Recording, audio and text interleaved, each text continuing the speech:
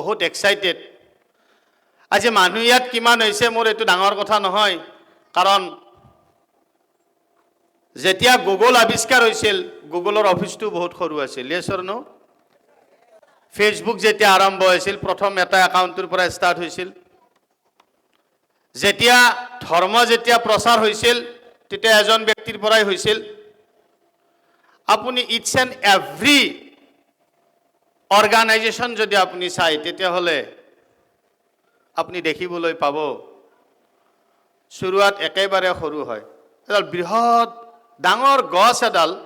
starting কি হয় তাৰ গুটিটো কেনেকুৱা বীজটো একেবাৰে সৰু মানে নহয় কথাটো আৰু আপুনি যেতিয়া নৱজাতক শিশু আছিল তেতিয়া ভূমিষ্ঠ হোৱাৰ লগে লগে আপুনিও বহুত সৰু আছিল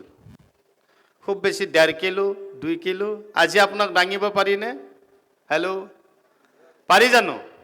নোৱাৰি আমি হয়তো শৈশৱৰ কথাটো পাহৰি গৈছো